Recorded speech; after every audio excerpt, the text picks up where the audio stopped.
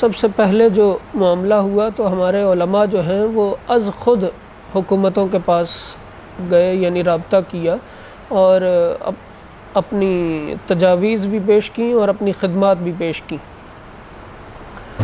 اس کی مثالیں میں آپ کے سامنے رکھتا ہوں تاکہ بات آسانی سے سمجھ آ جائے۔ مثلا کم و بیش 23 لاکھ کے لگ بھگ مدارس دینیہ میں پڑھنے والے طلباء کی تعداد بنتی۔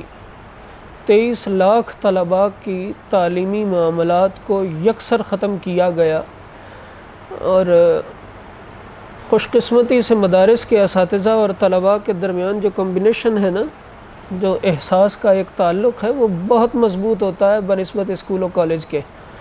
وہ بہت خیر خواہ ہوتے ہیں ایک دوسرے کے، لیکن اتنی خیر خواہی کے باوجود بھی صرف حکومتی معاملات کو دیکھتے ہوئے انہوں نے ان کو چھٹی دی ہے اور اب تک بند ہیں۔ ایک مثال اس کی یہ بھی ہے کہ ہمارے محترم و مکرم ہمارے رہنما ہیں، ہمارے راہبر ہیں مفتی منیب الرحمن صاحب، انہوں نے لاک ڈاؤن کی صورتحال جو تھی اس کے اوپر بڑا متوازن قسم کا رویہ اپنایا اور بڑا متوازن راستہ جو ہے وہ حکومت کو دیا، اور وہ مزاج اسلام سے بھی بالکل میچ کرتا ہے۔ ہم نے کہا تھا کہ اس صورتحال میں مثال کے طور پر گجرات ہے تو یہاں خطرہ زیادہ ہے، تو یہاں ہماری طرف سے حکومتی معاملات کے خلاف کوئی بات نہیں ہوئی۔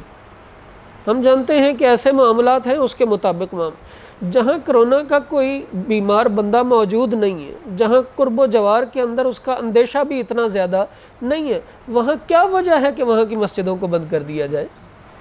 ہاں، جہاں معاملات ہیں وہاں ہمارا مرکز ہے، 5-6 ہزار آدمی نماز پڑھتا ہے، ہم نے روک دیا، اور ہم نے حکومت کے کہنے سے بھی شاید کچھ وقت پہلے روک دیا۔ اسی طرح علماء کی طرف سے لاک ڈاؤن کے حوالے سے یہ علماء کے ہی سکھائے ہوئے لوگ ہیں جو سب سے پہلے میدان عمل میں اترے ہیں، اور جو لوگ کمزور تھے ان کی اعانت کے لیے آگے آئے ہیں۔ یہ علماء کے سکھائے ہوئے لوگ تھے، ان کا دیکھا دیکھی کچھ معاملات چل پڑے ہیں۔ پھر دیکھیں کہ علماء نے مسائل جو ہیں، مثال کے طور پر ایک مسجد بنائی، ایک گھر کے اندر بنوائی گئی، اس مسجد کو انہوں نے سوشل میڈیا پر وائرل کیا۔ دیکھیں ایک گھر میں یہ مسجد بنی ہوئی ہے، اپنے بچوں کو اس طرح مسجد کا تقدس سکھائیں، اس طرح مسجد میں بیٹھنا سکھائیں، تو جس طرح یہ بنی ہوئی ہے آپ بھی بنوائیے۔ یہ ایک ترغیب تھی علماء کی طرف سے۔ گھر کے اندر چونکہ مسجد سے معاملات الگ ہوتے ہیں، عورتیں بھی ہوتی ہیں اور بھی معاملات بچے بھی ہوتے ہیں، تو مسائل کو انہوں نے ایک نقشے کی صورت میں وائرل کیا کہ جی گھر کے اندر اگر آپ نے جماعت کرانی ہو تو ایسے ایسے یہاں مرد کھڑے ہوں گے، یہاں بچے کھڑے ہوں گے، یہاں عورتیں کھڑی ہیں۔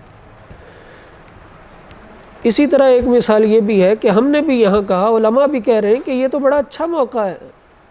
کبھی کبھی اپنے گھروں میں جماعت ہوتی تھی جب کچھ دوست اکٹھے ہوتے تھے، اب تو خدا نے موقع ایسا دیا ہے، اور ایسا ہونا ہی چاہیے اس ایسے حالات میں کہ صرف محلے کے اندر ایک مسجد نہیں ہونی چاہیے، اب محلے کا ہر گھر مسجد ہونی چاہیے، اور وہ بنی الحمدللہ۔ میں کچھ دن پہلے دیکھ رہے تھے کہ مسجد جو فلیٹس ہیں ان کی چھتوں کے اوپر مسجدیں بنی ہوئی، وہ فلیٹ کے 100 گھر ہیں تو وہ 100 کے 100 جو ہیں وہ چھت پر آ کر نماز پڑھ رہے ہیں۔ تو یہ علماء کی طرف سے کنوے کیا ہوا میسج ہے جس کے اوپر یہ لوگ چل رہے ہیں۔ سب سے پختہ بات جو تھی علماء کی، جو اصل ذمہ داری تھی، وہ بھی انہوں نے بڑے بہترین انداز سے پوری کی ہے۔ انہوں نے بتایا ہے کہ یہ حادثات جب آتے ہیں تو آپ نے کرنا کیا ہوتا ہے۔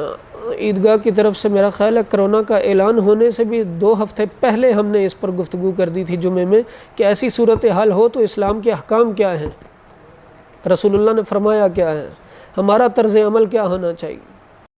بات اتنی ہے کہ اس پر عمل درآمد جو ہے نا وہ ہر کسی نے اپنے انداز سے کرنا ہے۔ تو علماء نے اپنی ذمہ داری اتنے اچھے انداز سے پوری کی ہے کہ آپ دنیا میں پاکستان کے مقابلے پر کوئی مثال نہیں لا سکتے، الحمدللہ۔